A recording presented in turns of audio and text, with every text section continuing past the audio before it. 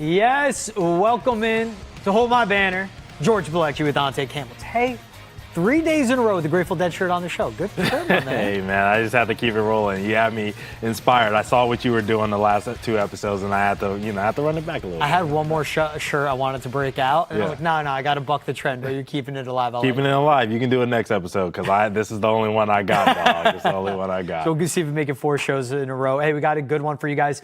No trade talks floating, but we'll talk starting center situation. Yeah. For the Boston Celtics, who should start at the 5 spot. We will get into trade talks, but it'll be more of a target. So instead of like the floated trades you can find out there, we'll talk about a big swing the Celtics could make, which would make a lot of sense for the team, right, who would go on the way out. And then we got some previews for you guys as well, looking at the Miami Heat and the Orlando Magic. 2 teams, different spots in their window of a championship. Yep. 2 good franchises, always play the Celtics tough. I'm excited to talk about the Magic. Tay, as always, my man, though, first things first, how we doing? I'm doing good. I'm excited for WNBA action tonight. I don't know if you've been seeing, but not Angel Reese. I got her on the mind because I was watching that Crawford fight this weekend, and she popped up in that, locker room ready to support my dog, you know what I'm saying? But no, Angel Wilson has been on a freaking tear, dude. Yeah. Like, the Aces have been just absolutely rolling into the playoffs. They have an opportunity to get into the next round here tonight. We'll see what they do against the Storm.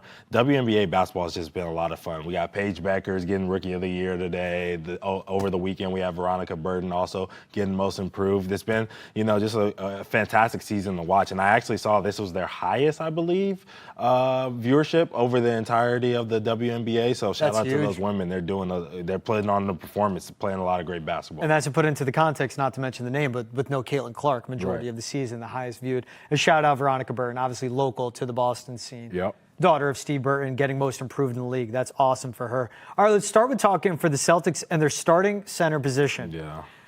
Behind one door, Neemias Queta. Behind the other, Luka Garza. As you see on your screen, that's Amari Williams, the rookie, working out with Peyton Pritchard as the Celtics tweet out, back to the grind.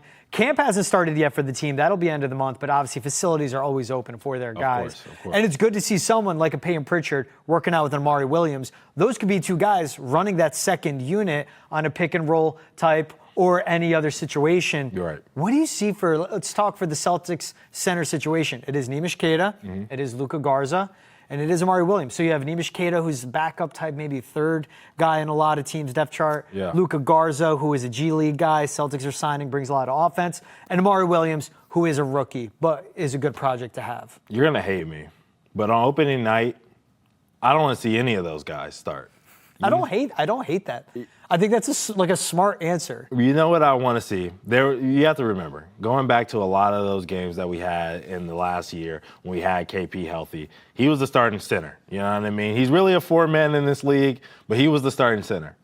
I would love to see us kind of just replicate that a little bit.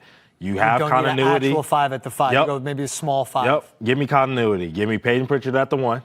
Give me Derek White at the 2. So now you want Peyton Pritchard starting. That's a change. Well, now that's a change. I'm just accepting it. I'm not necessarily saying that I want it. You're the guy that you still want. I would love to have Simons as the starting point guard, but I'm accepting this is the reports that we're hearing. Okay. That this is what it's going to be. So Peyton Pritchard at the 1. Yeah.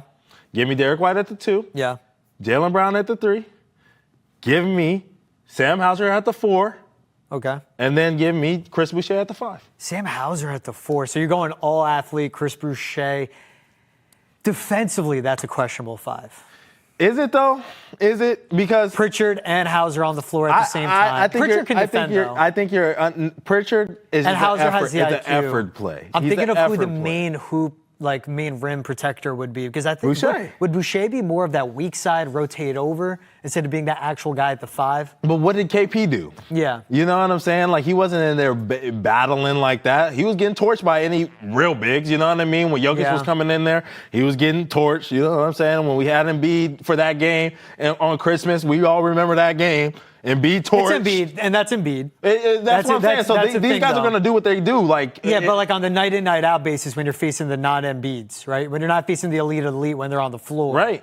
Like, Kristaps wasn't Porzingis really as a rim protector was good, especially with his size. He was decent. I would say he was more of a kind of come over the top and block the shot kind of big. Like, he wasn't stopping Jonas Valanciunas or Nikola Vucevic from getting what they wanted. Yeah, when you put him on a 1-on-1 But on the other end, he was making them work. You know what I'm saying? Bringing them out to the three-point line, making them get a little bit tired out there, setting screens high above the the three-point arc, and those dudes were letting it go. So I would like to see on opening night.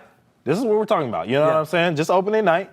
That lineup come out there because, once again, the continuity of the first four guys that I mentioned, inserting Hauser into the lineup at that point. If you're going to go with Payton Pritchard, let's just go that way the whole time. And then bringing in a Chris Boucher who he's not KP, but does a lot of similar things. A similar play style to KP, I'll say that. This would have to be a full season coaching clinic by Joe Mazzulla going with that 5. And to that part, like, I don't hate that 5. Right. But that is one we have to stop and go, okay, how sustainable is that? Right. How many games are you winning with Jaylen Brown on the floor? And if a Jayson Tatum returns, and it's one of those things. They know the recovery timeline in Tatum better than us. It's a weather the storm when Tatum comes back. I mean, with that rotation, why not have Tatum at the 5 when he's back, right? But that would be a whole different thing on the defensive end, at least, on the defensive end. Right. Again, but that's like a small ball lineup you go with. I wouldn't want him coming off the Achilles. It is a little bit of a small ball. That's an experiment. That's a risk.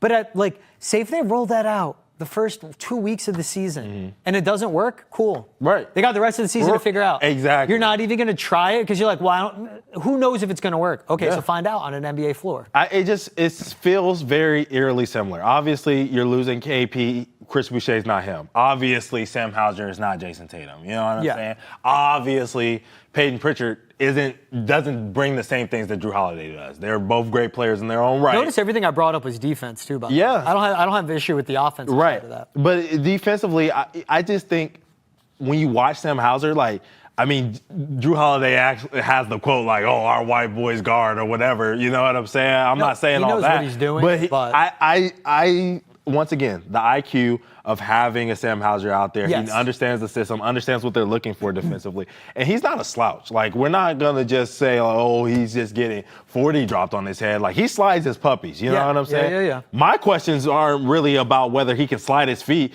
It's obviously the strength at the 4 would be a tough situation for him. And that's where it's with Hauser at the 4. That's the tough one. The strength at the 4 would be a tough situation for him. My issues with Hauser in that lineup is just the shooting. Is he going to consistently produce the shooting every night? Yeah. You know what I mean? So that's where the question marks lie. But we can talk about it with Queta, him inserting him into the starting 5. Luka Garza, I think, would be a worse version of having Boucher at the 5. You know what I'm saying? He's an offensive upside, but he's not athletic enough defensively to be in a 5 spot for you, especially if he keeps getting drawn out on the perimeter. Right. And even with the Hauser fit, it can be like, all right, have him at the 3 defensively. The elite wings in the NBA make that near impossible. Yeah. But then have Jaylen Brown slide into that 4 spot. One wild card in this one too, and this is what I like about the center position conversation around the Celtics. It's more than just who's playing the 5. It's who's at the 4 spot to help them out. Right. A lot on this season can be different in a good way if Jordan Walsh takes a step forward with his athleticism, with his IQ, and with his overall game, but to consistently belong on an NBA floor. And for him, we know it could be defensively. He has to be smart, though. It can't be that erratic defensive effort. It's be the athleticism, know how explosive you are, but also offensively, does he add to the team? Because then you don't want to play in 4 versus 5 on that end. There's the question marks about him. There's the question marks. I'm not putting Hugo as a maybe a possible starter this year. What about a Josh Minott? You know what I mean? Like, could he not start at the 4?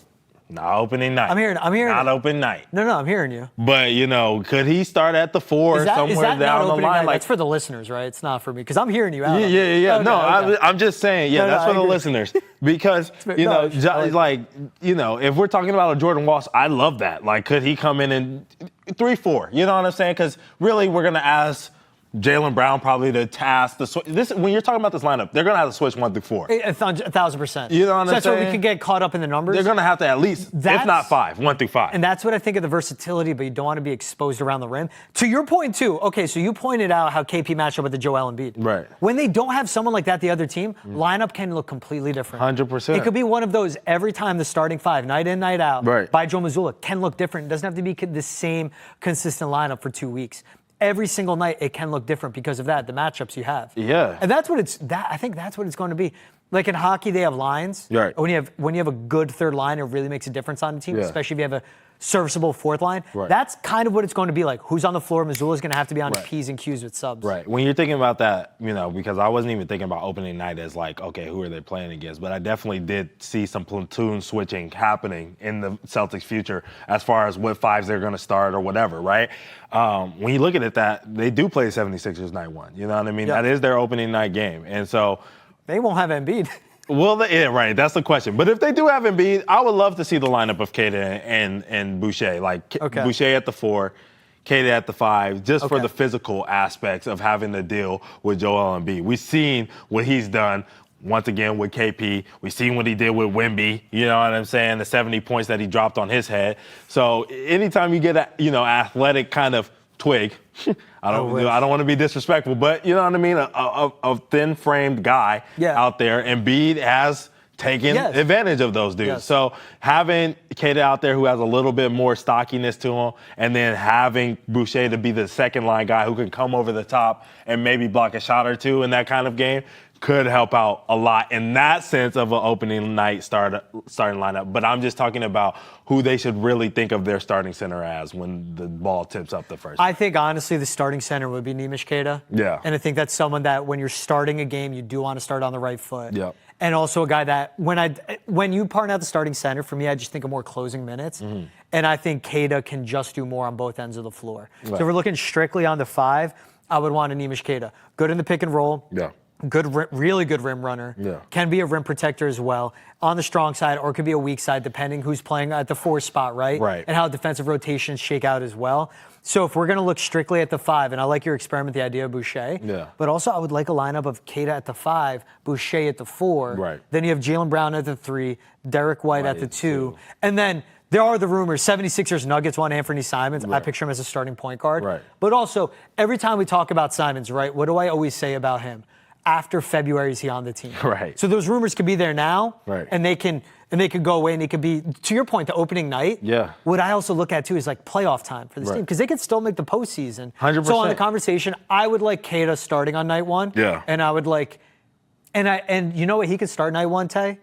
And he doesn't have to start in the playoffs, because I hope there would be another addition to the front court where he doesn't have to be your starting 5. Right, and then from the continuity opening it standpoint of like I want the Celtics to be as good as they possibly can come playoff time. Like I want Peyton Pritchard to start then if we know that Anthony Simons is not going to be on this team after February. Simons on the team in the playoffs, Pritchard second unit.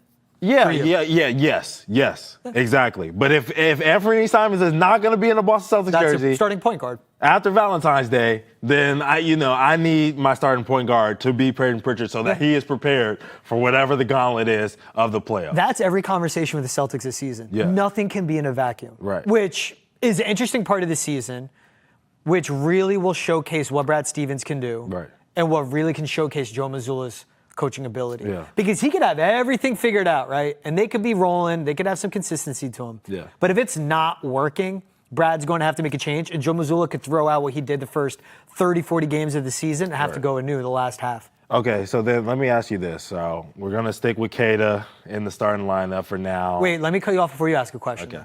Where does Luka Garza fall in all of this? He falls in 20 minutes off the bench. Like that's what I see. It's going, yeah. I think 20 Hold is on, a take lot. George. Should I take George full again? So he says 20 minutes. Take I'm George looking at aside. Tatum to reenact my reaction, and I go, Like the knee jerk. The veins 20 started minutes? popping in his neck. 20 minutes is a lot. He can score. Yes. He can be a bucket. He can shoot. But this is where we're at. There's 2 ends of the floor. This is where we're at. minutes is a lot. We gave him a 1-year deal. We got to see what happens, right? Like you got to see what he does. And again, nothing can happen in a vacuum because you have to add context. It's Right. context adds to the Right. conversation. So, I think he's going to get a lot of, especially early in the season, when I'm talking about putting out a lineup with Hauser at the 4, there's going to be some experimenting going on early on in the season. So, if not, that's a guy that I see getting some experimental 20 minutes here. Can he play? Can he do real NBA minutes? We haven't seen it yet. And the Celtics giving him this deal is saying, hey, we're going to see if he can do it. Right. Yeah. Back to my question, Yeah, you ask yours.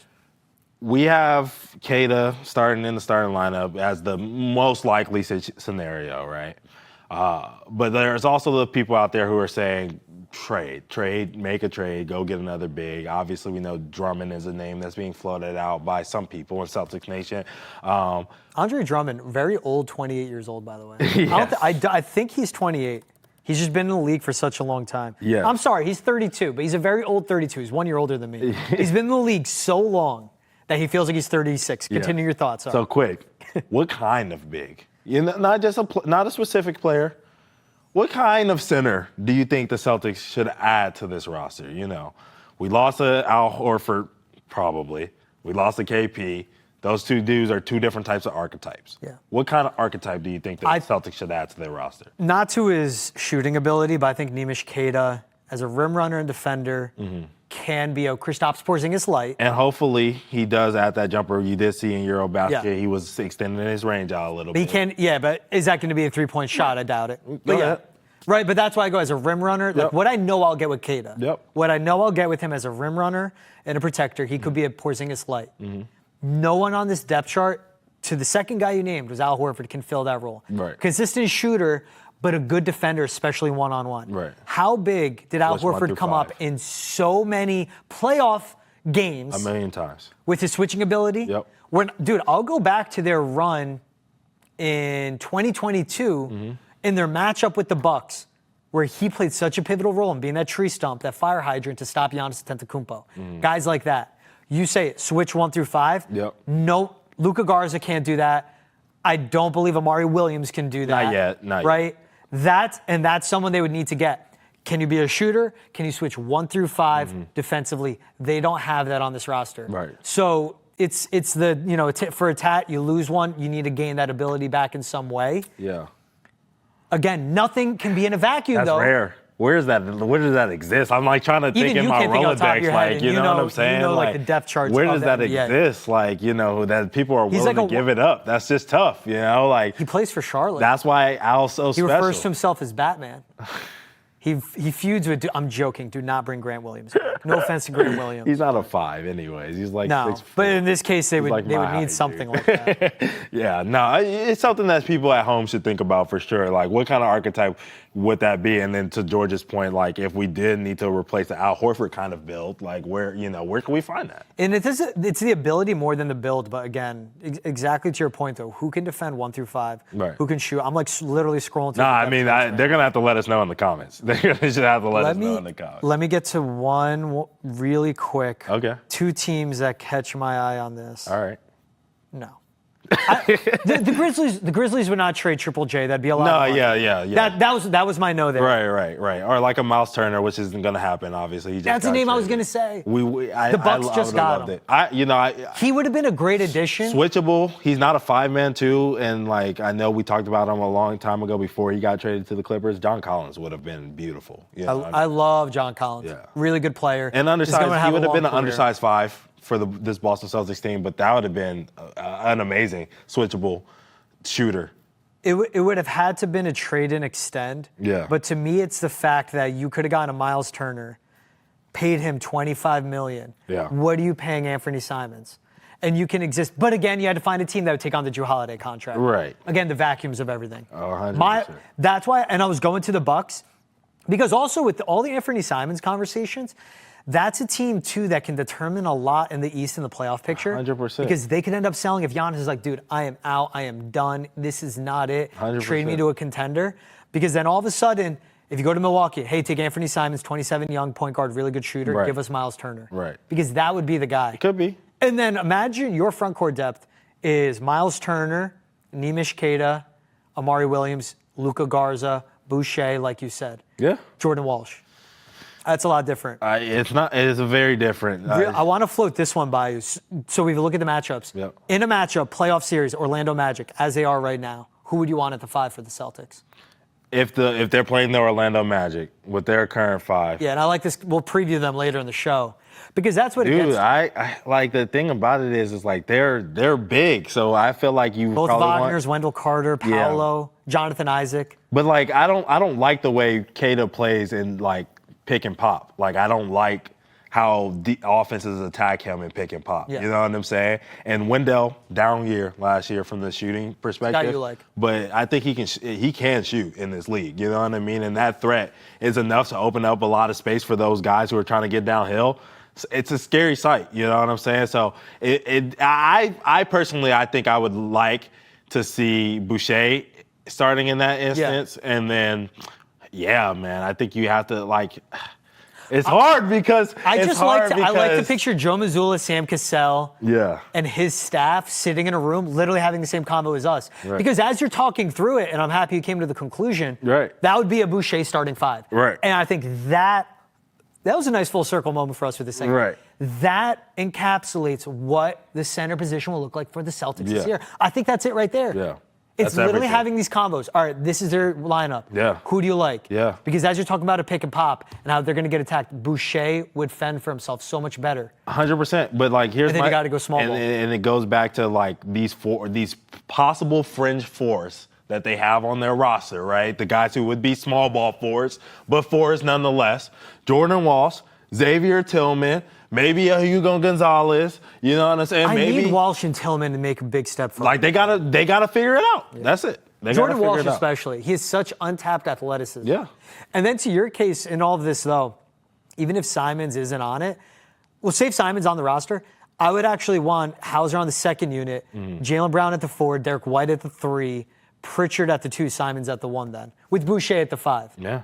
We both found Boucher lineups. I cannot wait for this season when you and I are going to be texting and be like, look at this Boucher lineup. Right. What are they doing? Why do they have him at the 1? Right. Why not? That's how it'll go. Oh, hey, let's take a quick break here. I'll hold my banner. We're not done talking with the 5 or the 4 position for the Celtics. Coming up after the break, we'll have a big swing, big trade, target the Celtics should go after, and it would be a guy that plays in the East. We'll do that right after the break, right here on Hold My Banner.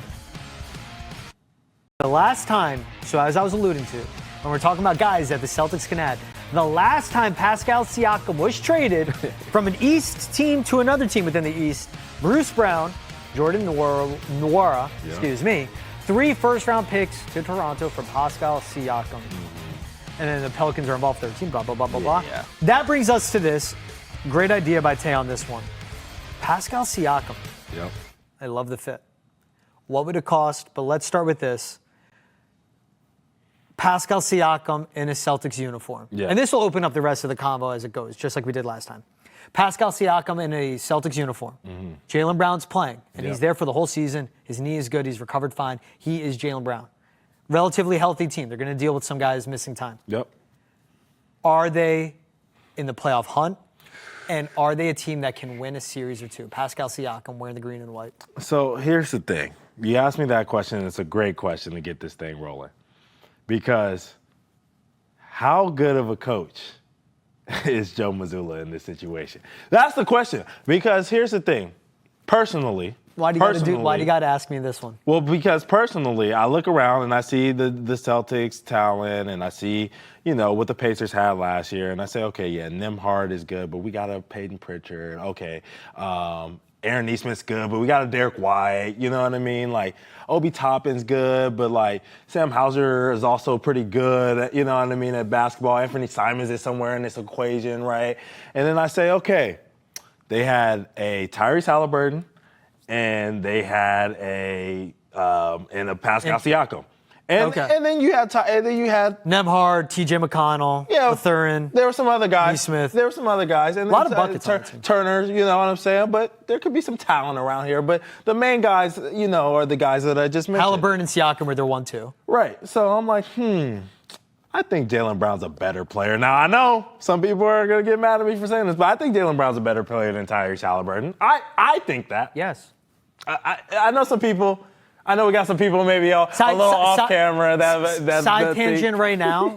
In today's NBA where you need elite wings. Yes. And his ball handling has to get better, but that guy still can initiate an offense, can be a knockdown shooter, can defend 1 through 5, not good, but at an elite level, can be an all defense player if he really wants to. And now we found out, dealing with a knee pretty much the entire season. Yeah. Jaylen Brown's better than Tyrese Halliburton, and Tyrese Halliburton just had an amazing season. Okay, I'm just. I don't mean to yell at you. I'm just putting it out there. You know, there's some other publications that are putting out top 10 lists that you hear a lot, right? And they're putting Tyrese Halliburton in them and not putting Jaylen Brown. I'm just saying. I personally. You know what you did? We're having a good show, good day. Yeah. It's one of those things where like you get home and your roommate's like, "Hey man, can you pick up the mess?" I'm like, "Dude, I know that's it." That was one of those where it's not at you. I'm not yelling at you. I'm not yelling at the viewers. But a lot's going on. I'm just saying, you know, so if I'm looking and I'm saying, okay. You're saying of the matchups, the ability of players. Now, we would have to give something up. Obviously, we're not getting Pascal for free. Yes. But. And this is you have to have this part of the combo. Yes. Jaylen Brown and Pascal Siakam together is more talented group. Okay. Than Tyrese Halliburton and Pascal. And then I'm looking at the fit of, okay, Celtics want to run and gun as well. That's what the Pacers did last year. Yep. These are kind of the guys that can, now you have, instead of one guy who can slow it down and get to the mid-range and get a bucket, now you got 2 guys who can do that, right? Yeah. And then in the future, not past this year, you're adding a Jayson Tatum back into this equation. Now you're really talking about championship, contender. Yeah. I think the ceiling of a team just this year with adding Pascal, and we'll talk about who would possibly have to give up, could put this team, especially in a weakened East, in the Eastern Conference Final situation. Yep. Am I wrong for thinking that? No, not at all. Okay. And I think it's his fit and the one player also with the Celtics, they're under the second apron. So the quick talk on the second apron talk, can they put together contracts and only get Siakam back? So say if they trade away 3 players and only get them back. They're under the second apron right now. Right? Okay. I don't want to get into the litigation talk. Yes. There's also, I'm happy that the NBA is doing something to bring parity and competition and put a soft cap on it. Right. But it also takes away from the fun of any sport when you have to feel like an accountant or a lawyer when talking about any trades. And I love being a general manager. They're type under role. the second apron. You can do what you want to do. They're under the second. Yes. So the conversation. I believe they're under the first as well, and they're working towards getting under the salary. Over the first. Just over. Maybe not everything's updated. Right away, though. So this is also a team in the Pacers that needs a point guard. Yes. Needs a shooter. Yes. Needs someone that can run an offense. Anthony Simons, $27 million, almost $28 million off the books. Right. Pascal's going to cost him $45. Right. I would, now this is where it gets in the weeds of a lineup, I would trade a Sam Hauser because of his $10 million price tag, because you have Baylor Shireman and Peyton Pritchard. Yeah. So the conversation starts there. Celtics are still under the second apron. They have 5 first-round picks.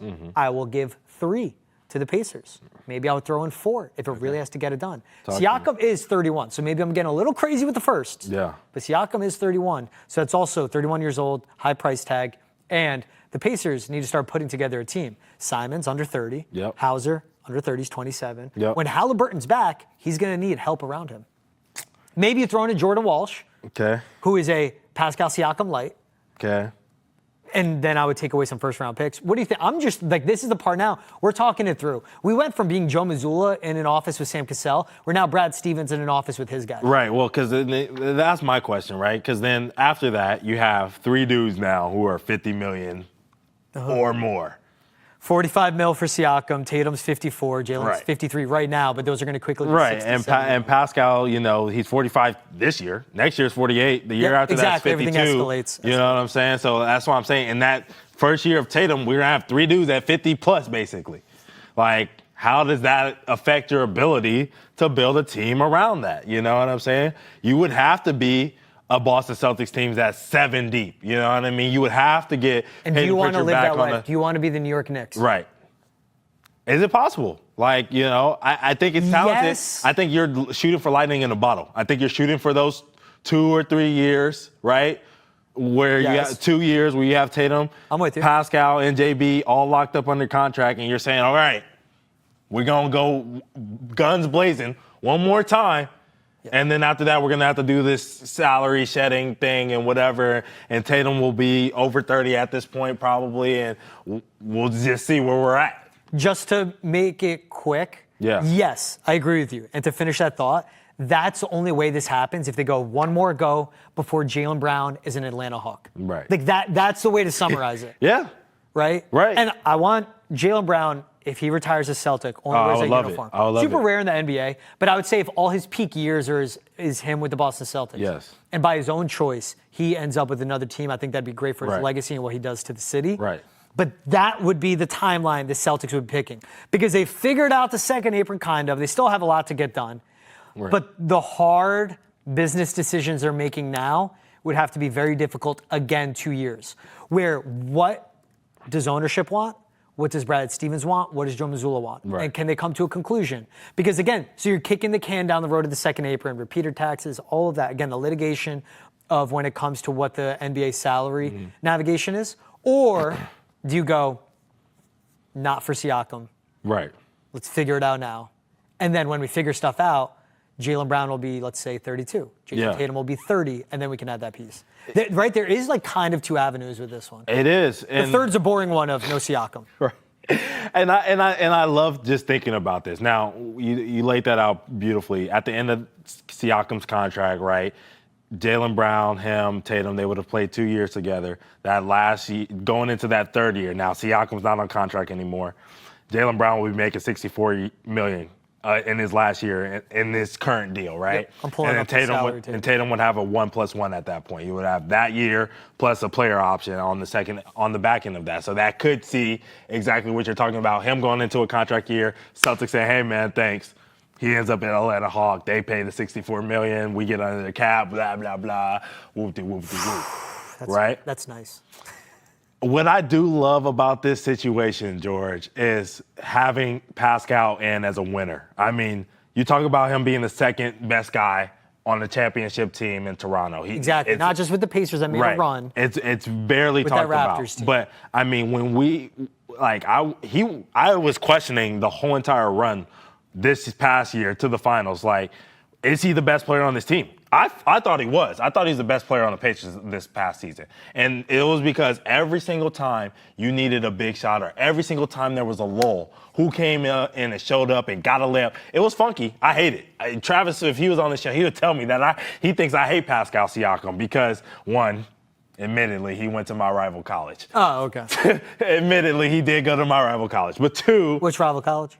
I'm not saying that. Oh, name. okay. I'll try to get you. The Aggies. You know who they are. Anyways, one of the Aggies. You'll figure it out. Anyways, two, his game is funky. He does have that spin move that he tries to get to every single time. It is predictable at times. Same thing people say about Tatum with his step back. But guess what? It's effective. He gets it done. You know what I'm saying? Yes. It could be funky. It could be boring. If it wins, who cares? Exactly. That's it right there. I love a winner, and I know Brad loves one too, dude. And he was a winner in Toronto. He was a winner in Indiana. Odds were stacked against them in both scenarios. And guess what? He elevated every single time. If you can add that with the Jays, even if it's for 2 years, I think you're getting one. So you floated Siakam with Jaylen Brown, how they fit. Yes. Not this season, next. Yes. Jayson Tatum will be playing basketball for the Boston Celtics. There won't be any question. Yep. They could talk about February this year. There's not a guarantee he returns this season. Whatever. Next season, it would be Pascal Siakam, Jayson Tatum, Jaylen Brown, Derek White, the rest of the guys. But also, D. White could be moved in this. Yep. So let's focus on the big three because you're making this move to make another big three and make another run. Mm-hmm. Can those three coexist on the offensive end of the floor? Yes. Because Siakam's been that guy that's fine deferring. Right. But to step up and make the winning plays. Yes. Like how Derek White does. And Jayson Tatum, coming back from an Achilles, there will be a different type of game to him. Right. Jaylen Brown will be the athletic guy, the rim runner, more in the pick and roll. Jayson Tatum, I think, will be more initiating and on the perimeter type, but can still defend. Yeah. And then Siakam, to your part, will make the winning plays. I think those are three guys, again, that there is buy-in, that if it's winning, they'll do it. And Joe Mazzulla would get that. And they don't care. Like, they don't care. You know what I mean? All three of these dudes are about winning. I watched Tatum, watch Drew Holiday say, all right, pound, come off the ball screen. He ain't touching the rock 2, 3, 4 possessions. He ain't walking down. Yeah. All right. You know, respect. You know what I'm saying? So with these three dudes, you're going to have opportunities where there's going to be the Jaylen Brown night. There's going to be the Tatum night. There's going to be the Pascal night. There's going to be the night where all three of them get it done or two of the three at any point. And guess what? As long as they win, they're good. This could coexist. And I think the fact that all three of them are dangerous on all three levels, you know what I mean? You don't want any of them getting the basket. We know that for sure. The mid-range is where Jaylen Brown and Pascal want to live. You know what I'm saying? And those two same guys also have extended their range out to three to be very, very consistent and deadly if you leave them open. So it's just a tough three to guard because all three of them will take whatever you give them. With all these questions around who the five is as well, like those three guys would run the boards every single night for the team too. Rebounds, with Siakam, switching on defense, all three of them can switch onto a 5-man if you need them to for a You're possession. going to get 20 and 8 from Siakam. Yeah. 20 points. And like shooting 53% from the floor, right around there. Along with the Jaylen Brown, who can get you 25 and 7 and pile up the assists. Along with Jayson Tatum, who can average damn near a triple-double, right? Who could average 25, 11, and 6 for you, 6 assists. Or 11 assists, 6. You get what I'm saying with all of that. That would be a scary three. What would that ceiling for that team be? Because that's an NBA contender, right? Chip. It's just who's around them. Like I think if that happens, I I don't think there's a Derek White on that team. You're probably right, and that's where at that price and his value. And that's where Brad's gonna have to do Brad things. He's gonna have to go find the next Derek White. You know, the guy who is not looked at as the guy. And I think he's trying to figure that out right now with the rest of this team, as we just laid out with Minotts and Hugos and Luka Garza's. Like, who's going to be a guy that can come in and elevate their ceiling? You know, he's trying to figure that out. He will have to figure that out if that team has the opportunity to win the championship. But, man, is that a great start. It would be great. Oof, man, that team, the construction of them look interesting. Last one, super quick, Tay. If it's not a Siakam, is there an equivalent out there of, hey, go make a trade? Because I want John Collins, man. I want John Collins. I mean, why? The Clippers are also doing whatever the heck they're doing right now. They might fall apart. I know. Quick. We saw, so all the floats out there, too, of the last time there was cap circumvention in the NBA and with it happening allegedly in LA right now. Yes. That cap circumvention and the penalties that Timberwolves faced is what cost them Kevin Garnett's prime. Right. The same thing could happen to the Clippers. Yes. Voided contracts, dock of draft picks, they're going to have to get a lot back. Yep. John Collins would make a fit too. And then that would be a team, the cost literally fiscally would be different, and the trade cost would be different because you have the leverage because they are desperate. And the timeline just fits, you know what I mean? I know Pascal fits perfectly too, but like John Collins is these guys' age. He's ready to rumble. He's ready to go win games, you know what I mean? He's hungry. He hasn't had the opportunity to be a winner at the level that Pascal has had because he hasn't had the teams around him to do so. Yeah. But I think he could be a guy in this Boston Celtics system, in this championship culture, that could be ready and rabid to go win a championship for this team. And that's what you want. You want dogs. And that dude is a dog. I think I would take Siakam for the winning plays. He would cost more. 100%. He gets you closer to the NBA championship. 100%. But right? Hey, you can have option A. Right. You can have option A. You always have to have option B. 100%. And there's an option C and D out there. We're not going to get into that. Maybe next episode. Right. I like these two combos. All right, we'll take a quick break. When we're back, now we'll start getting to our East previews. We'll start with the Miami Heat. Bam Adebayo? How much would that cost? Okay, we'll preview the Miami Heat right after this quick break. I'll hold my banner. Welcome back to Hold My Banner. All-star sighting in the gym. Tyler Hero, the man for the Heat. Tay, one of the most overused terms in all sports is culture. Yeah. It's so beat it down into the ground. It's like beating a dead horse saying it. But when you see a culture, though, it is the most applicable word to use. And there is the Miami Heat culture. The Heat culture have not missed a playoff since the 18-19 season. 2 finals appearances since then. Been bounced in the first round in the past couple years. But even when they're rebuilding, even when they're trading away guys, when stuff isn't working, like a Jimmy Butler wanting out, they make the playoffs. This will be an interesting team this year because it's Tyler Hero, Andrew Wiggins, Norman Powell, Bam Adebayo. Yeah. We'll see Jaime Jaquez, how he can be. A Davion Mitchell, if he makes a step forward. Kel Ware as well, if he's at that 5 spot. If it's a Nikola Jovic, however you say it. Yep. This is a team that is interesting, though, because their identity is basically they're going to get in the playoffs. They'll give you a tough 7-game series. What do you think of this team, though, how they are built? And also, we talk about timelines. We have the first 40 minutes of the show. Their timeline, to me, is like this is a do-or-die team come the deadline, and I think Bam is a big piece. Yeah, he is a big piece. I think health is a huge piece for this team, and it has been for the last couple of seasons. Is Tyler Hero going to stay healthy? All-star like we saw last year because he was healthy. I don't know if I necessarily agree that he should have got the nod, but that's hearsay. It's all-star. It's like I don't buy into Pro Bowls for NFL. Yeah. But, you know, it comes to popularity contest. The health is going to matter. Can their stars stay healthy? That's 1 and 2, right? Can the Norman Powell be as good as advertised, right? We saw what he did with the Clippers last year, but was that him? Was that Tyronn Lue and their coaching staff over there in Los Angeles? Or is he that kind of player now? We're going to find out. I'm hearing a lot of chatter about Andrew Wiggins being traded, and honestly, I'm all for it because I haven't been in on Andrew Wiggins in a couple of years since they won with the Warriors. He's been a guy that's been he's been taking no-show jobs. I saw actually a image of him doing a pasta, sports pasta, or whatever, because I've never heard of sports pasta, but he did an advertisement for them, and everyone's like, "Oh, this is the repercussions of the Pablo Torre stuff." Because you have to show up and show up and do your obligations now. For the record, the no-show jobs that he's alluding to, it's him with his contracts for teams he did show up for. So we're not saying he's doing no-show jobs. Right. Everything's alleged. Yeah, I'm just joking with it. Yes, but I agree. It's because he's not fulfilling the contract. But he's got to show up and play games, dude. And I understand that he's had some extenuating circumstances, and I want to be empathetic to those things, and I am.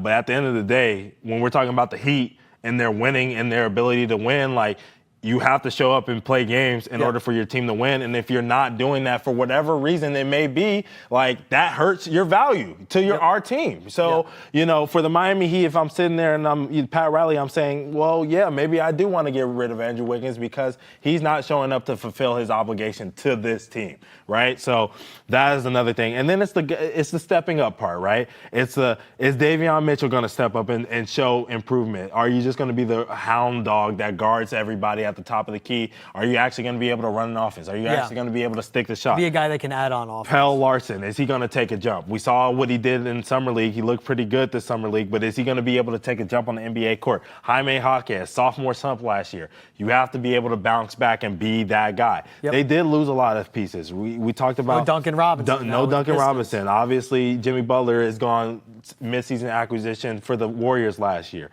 But can this team do the things that they need to do to supplement their stars because they will miss time?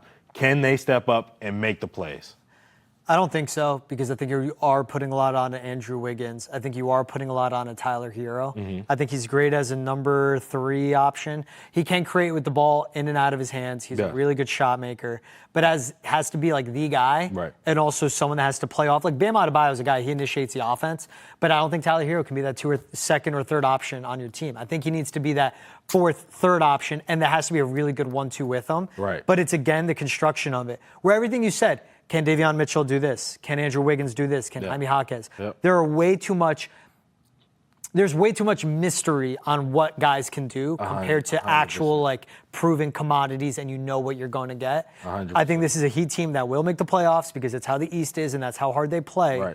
But also, I wouldn't be shocked if this is a Heat team this is their rebuild year. They started a rebuild by trading away Jimmy Butler, and he wanted out of there. He pushed his way out. But I think this is where they could put the finishing pieces on it. Now, what they would love is that their timeline matched up where it was done and they can do it now. No Tatum, no Halliburton. We don't know with Giannis. The East is open, but it just doesn't work that way. It's not that simple in life. I think their timeline, I think they're teetering towards, come February, rebuild. And they got $26 million on the books for Terry Rozier. What's going on with him? How? You know how what did I'm he saying? Get that? I don't know, but they got to figure that out. My whole thing with the Miami Heat is, and I've said it before on this show, and they're one of those teams that live in it. You're an NBA purgatory. Get out of it. You're good enough to make the playoffs pretty much every year, at least be a French playoff team, especially with this 10th team, 10 teams that get in this play-in situation or whatever. You're good enough to get in the play-in, but you're not good enough to win an NBA championship. So what are you doing? You're doing nothing but serving the fans we made the playoffs a year, a tough 7 games that you got coming out, and then we get bounced to anonymity at any point. The Miami Heat are exactly what you said they are. They are Tyler Hero and Bam Adebayo. Is that the best 1-2 in the East? No. Is that an opportunity for you to go and win the championship? No. So blow it up. Send Bam, like you said, maybe to Boston.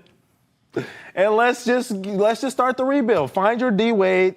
Tell him to be friends with the next LeBron James and try to go win 2 championships in the future. But in 2025, 2026, I think you just got to do it. Blow it up. And I think by the deadline it will be. Also with Terry Rozier, maybe they don't end up having to pay him because he's still under federal investigation according to the NBA for the alleged betting activity that was suspicious with him, going out of games early. Right. Like, again, that's what's over this team.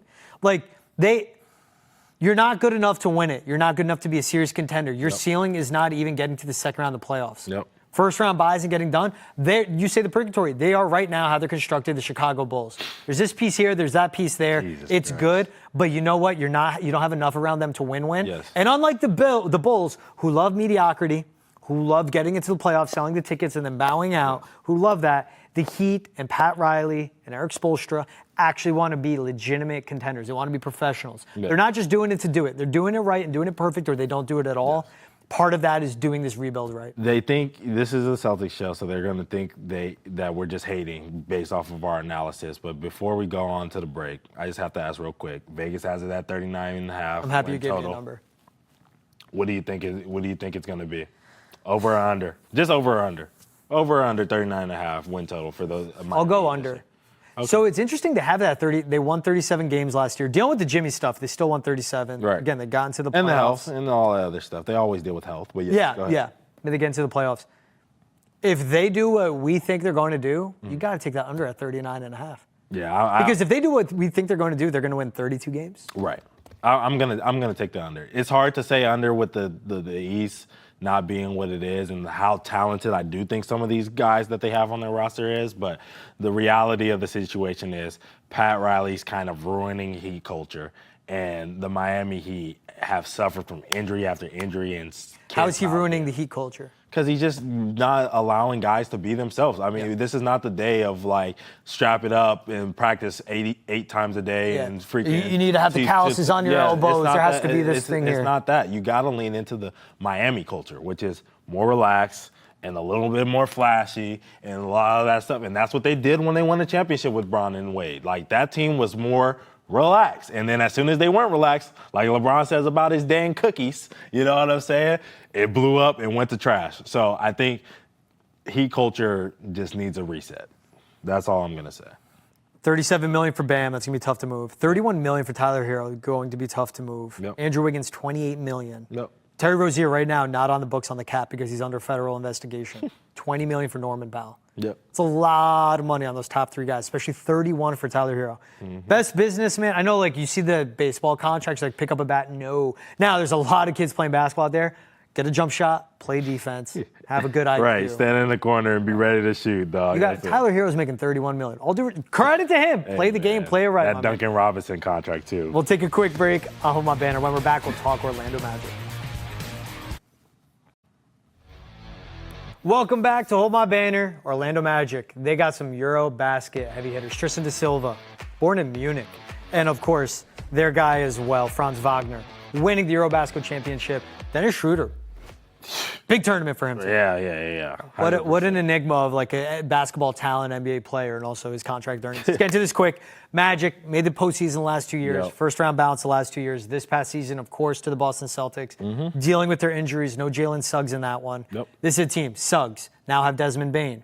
Paolo Banchero, your boy Wendell Carter. They got the Wagners, Jonathan Isaac, Tristan da Silva. I love the construction of this team. I want more shooting on it, but they got a lot of good pieces. I love what they did. They went and got a winner. I would credit Desmond Bane with a lot of the success that the Memphis Grizzlies have had over the last Desmond couple Bane, years. Boston Celtics. And I think they do too. Obviously, that's why they went in and traded 5 first-round picks to go get this kid. That starting lineup defensively, the ability to switch 1 through 5 with all 5 of those dudes, and then to shot making. Yeah, it's going to be a little rough. Franz Wagner has to have a better shooting performance than he did last season, but Paolo Banchero is an MVP caliber player in the future sometime down the line. Wendell Carter is a good big, and then you have Jalen Suggs, who's probably the best defensive point guard in the league, with Desmond Bane also being a great two-way player. This is a great lineup. I love the additions of Tyus Jones, Jace Richardson off the bench. They have a lot of good pieces. Health is a big key for them, but Vegas has them at like 50 50.5. 51.5 wins. Yeah, so I'm going to say over on that one, dude. Yeah, what did they win last year? 47 check. with no Paolo, right? Yep. 41 wins, 47 2 years ago. Okay. 41, but like so banged up. Yep. 51.5, this team constructed. I want to see a fully healthy Paolo Banchero, which will help out Wagner, of course, with his numbers as well. And he is one of the best players in the league. I'm talking about Paolo here. Yep. I like them as a 54-win team, maybe 54. even 55. And that's a lot of wins. It is, but Construction of this team. dude, we have to go back to like, what was it, like December? They were on a roll, dude. They were beating everybody. Tyus Jones, too. Anthony, again, guys that can take a step forward. They have a lot of front backcourt depth, a lot of guards, because that's how they've been drafting. Yes. Anthony Black, the Arkansas prospect, can make a big step forward too. Right. They got depth, man. And like you said, the scoring was an issue last year. They were always a big defensive team. They were one of the biggest teams in the league. They're comfortable in rock fights. Yes. So they're used to playing close, keeping it to the cut, being up on your throat, the anxiety-ridden games. If they can stay healthy and the scoring follows, stuff's going to feel like a walk in the park for them. Right, and they went and got a ooter. I mean, a ooter. Like, Desmond Bane is a elite NBA shooter. He comes off ball screens. He lets it fly from deep. He hasn't had the opportunity to play in the front of a lot of big stages, obviously, because of Memphis and what's been going on there. But if Orlando can be the kind of team that we think they can be, he will be on a lot of people's televisions waking people up. So get excited for it. Their core is their core. Ceiling of this team? I think Eastern Conference Finals. Yeah, I was going to say the same. I think ECF. I think especially, with the coaching that they have over there and the defensive prowess and now adding a little bit more offense and Paolo growing up a little bit and Franz growing up a little bit, I think ECF should feel like the floor to them. If I'm them, if I'm in Orlando, I should feel like that's the floor for us. Would you be shocked they're in the finals? I wouldn't. Today. I would not be shocked to say the Orlando Magic are in the finals. I'm not putting them there. I don't think they're going there. But that means they're beating the Knicks. I wouldn't be shocked. They're beating the Pistons, which I wouldn't be shocked by. Yeah. This East team has a lot of talent. Yep. At the top, it's a top-heavy Eastern Conference. It always feels like that. Yep. But it's close at the top. Yeah. There's not a lot of separation. Not at all. All right. Magic. 2025, 2026 NBA champions. You heard it first here. I'll hold my banner. He's Ountae Campbell. I had to leave it on that note. I'm George Balekji. Just hold my banner. Appreciate you guys making us a part of your day. You know where to find us every day, 1 to 2 p.m. on Nessa Nation. Find us on YouTube. Follow us on social media as well. Ountae Campbell, George Balekji. Google the last name. You guys will figure it out. Same with spelling Ountae's first name. This is Hold My Banner. I'll see you guys next time on Thursday. Peace. It's good up.